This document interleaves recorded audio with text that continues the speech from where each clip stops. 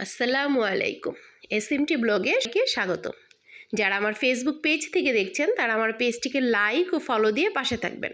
আর YouTube channel থেকে দেখছেন তারা আমার চ্যানেলটিকে সাবস্ক্রাইব করে পাশে থাকা বেল আইকনটি বাজিয়ে দিবেন। তাতে করে আমি ভিডিও দেওয়ার সাথে সাথে নোটিফিকেশন আকারে চলে যাবে। আর যারা অলরেডি সাবস্ক্রাইব করেছেন তাদেরকে জানাই অসংখ্য ধন্যবাদ। দেখতে দেখতে ঈদুল আজহা চলে আসলো, আর ঈদুল আজহা মানেই অনেক মাংস খাওয়ার ধুম লেগে যায়।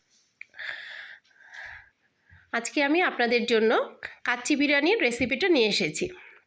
আর এই কাচ্চি বিরিয়ানিটা খেতে কিন্তু বেশ ভালো লাগে। আপনারা আপনাদের ঈদের দিনে এই রেসিপিটা রাখতে পারেন। এখানে আমি 1.5 কেজি পরিমাণ খাসির মাংস নিয়েছি।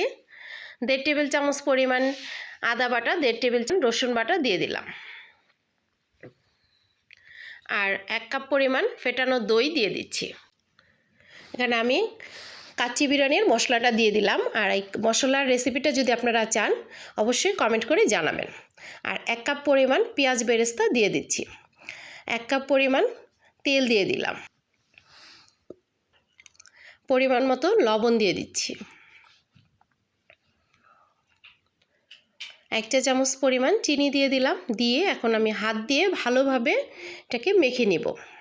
অবশ্যই এই কাজটা আপনারা হাত দিয়ে ভালোভাবে মেখে নেবেন। 1 টেবিল চামচ পরিমাণ সয়া সসটাকে দিয়েও আমি আবারও ভালোভাবে এটাকে মেখে নিচ্ছি। আর এখন আমি এখানে 1 টেবিল চামচ পরিমাণ লাল মরিচের গুঁড়া দিয়ে দিচ্ছি। আবারও আমি ভালোভাবে মেখে নেব। তো আমার মাখানো হয়ে গেছে। আমি এখন 1 ঘন্টার জন্য এটাকে ম্যারিনেট করে নেব। এখানে আমি বেশ কিছুটা পানি ফুটিয়ে নিয়েছি। আর এখানে আমি পরিমাণ মতো লবণ দিয়ে দিচ্ছি। এখানে আমি বাসমতি চাল নিয়েছি 1/2 কেজি। চালটাকে আমি বেশ কিছুটা সময় ভিজিয়ে রেখেছিলাম। এখন আমি চালটাকে ঝরিয়ে নিয়েছি। এখন আমি এই ফুটন্ত পানির মধ্যে চালটাকে দিয়ে সেদ্ধ করে নেব। তো চালটা আমার দেয়া হয়ে গেছে। এখন আমি এখানে কিছুটা মশলা দিয়ে দিচ্ছি। এখানে আমি এলাচ, দারচিনি, তেজপাতা, লবঙ্গ, কাবাব চিনি আর শাহি জিরা দিয়ে দিলাম। তো দিয়ে ভালোভাবে ফুটিয়ে নেব। তো চালটা কিন্তু আমার সেদ্ধ হয়ে গেছে। চালটাকে কিন্তু 80% সেদ্ধ করতে হবে। এই তো দেখতে পাচ্ছেন চালটা কিন্তু গলে যাবে না। এখন আমি এটাকে ঝরিয়ে নিব। চালটা আবার ঝরানো হয়ে গেছে। এখন আমি আবারও কিছুটা পানি নিয়ে নিচ্ছি। আর এখানে পাউডার দুধ দিয়ে দিচ্ছি। আর 1 টেবিল চামচ পরিমাণ ঘি নিয়েছি। এখন ঘিটা দুধের সাথে আমি ভালোভাবে মিশিয়ে নিয়েছি। 1/2 চা চামচ পরিমাণ জর্দার রং দিয়ে দিলাম। দিয়ে এটাকে আমি ভালোভাবে মিশিয়ে নিব। ঘিটা একটু জমাট বেঁধে থাকবে, তাতে কোনো সমস্যা হবে না। এই তো দেখতে পাচ্ছেন কালারটা কতটাই সুন্দর এসেছে। এই তো আমি 1 ঘন্টা পর ফিরে আসলাম। মাংসটাও ভালোভাবে ম্যারিনেট হয়ে গেছে। এখন আমি সেই সেদ্ধ করে নেওয়া চালটা এখানে আমি দিয়ে দিব। তো আমি চামচ দিয়ে এটাকে ছড়িয়ে দিচ্ছি। তো আমি দেওয়া হয়ে গেছে। এখন আমি এখানে কিশমিশ দিয়ে দিচ্ছি।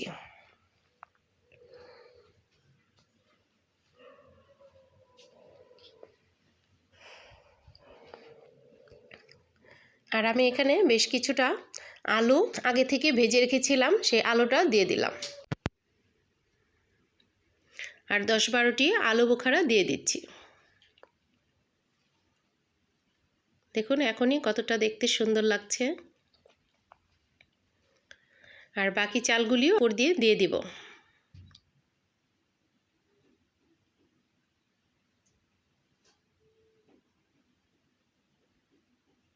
এই তো দেওয়া হয়ে গেছে। আমি যে দুধটা গুলিয়ে রেখেছিলাম ঘির সাথে, সেটাকে এখন আমি এখানে দিয়ে দিচ্ছি।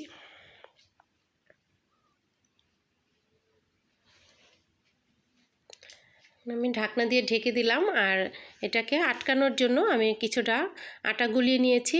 আটাটাকে কিন্তু অবশ্যই একটু শক্ত করে গুলিয়ে নেবেন, না হলে চুলায় দিলে গরম তাপে এটা গলে যেতে পারে। তো আটাটাকে দিয়ে আমি ভালোভাবে আটকে আমি চুলায় চলে যাব।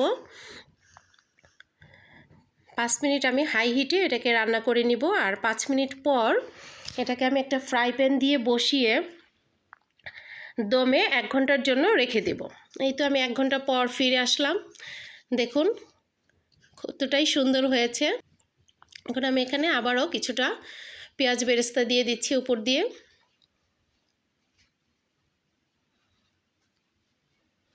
একটা চামচ দিয়ে আপনাদেরকে আমি নেড়ে দেখাচ্ছি। দেখুন কতটাই সুন্দর হয়েছে, চালটাও পুরোপুরি হয়ে গেছে আর আলু মাংস সব কিছুই সম্পূর্ণ সেদ্ধ হয়ে।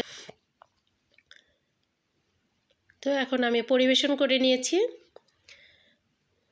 সালাদ দিয়ে। আপনারা যে যেরকম ইচ্ছে সেভাবে নিয়ে নেবেন। দেখুন আলুটা কতটাই নরম হয়ে গেছে, প্রচণ্ড গরম, হাত দেওয়া যাচ্ছিল না, কিন্তু খুব লোভ লাগছিল। আপনাদের যদি ভালো লেগে থাকে প্লিজ একটা লাইক করে দিবেন, কমেন্ট করে জানাবেন কেমন হয়েছে।